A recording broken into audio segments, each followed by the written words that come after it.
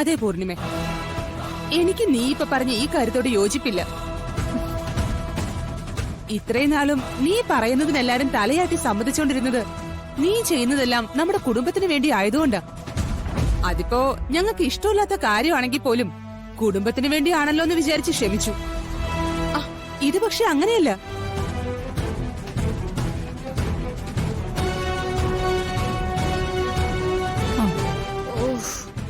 അഷിതയുടെ ചേച്ചിയാണ് ദുർഗയെന്ന് പറഞ്ഞ് വെറുതെ കുടുംബത്തിലെ കാശെടുത്ത് കല്യാണം നടത്തുന്നതൊന്നും എനിക്ക് അംഗീകരിക്കാൻ പറ്റുന്നില്ല. സത്യസന്ധമായ അഭിപ്രായം ചോദിച്ചാ എനിക്ക് അതിനോട് നല്ല എതിർപ്പുണ്ട്.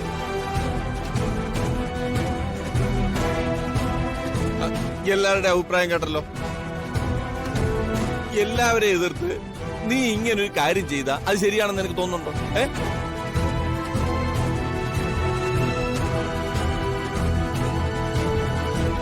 പൂർണിമേ, നിങ്ങൾക്കിടയിൽ ഞാൻ അഭിപ്രായം പറയുന്നത് ശരിയല്ല. എങ്കിലും ഞങ്ങളെ ഇങ്ങോട്ട് വിളിച്ചു വരുത്തിയത് ഈ കാര്യം സംസാരിക്കാൻ വേണ്ടി ആയതുകൊണ്ട് ഞാൻ പറയാം.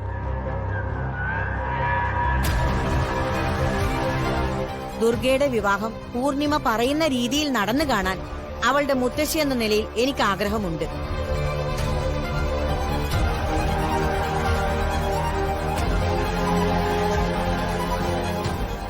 ദേവനും അതുണ്ടാവും.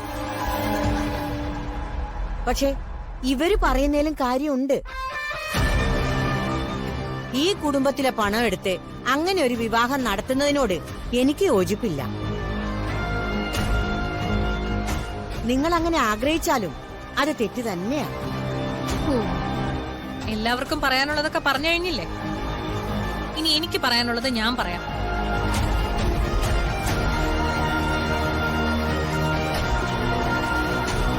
ഈ കുടുംബത്തിന് ഞാൻ ഓരോന്ന് ചെയ്തോണ്ടിരുന്നത് പണത്തിന്റെ കണക്ക് നോക്കാതെയാ.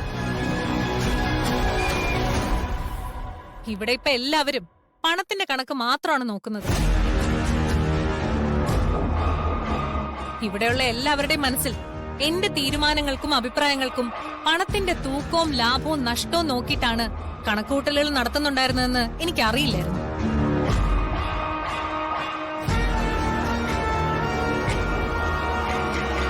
ഞാൻ ഈ ഭാരം ചുമന്നത് മുഴുവൻ ഇത് കേൾക്കാൻ വേണ്ടിട്ടായിരുന്നു എന്ന് എനിക്കറിയില്ലായിരുന്നു. അല്ല, എന്ത് ഭാരം ചുമന്നു നിങ്ങൾ ഈ പറയുന്നേ?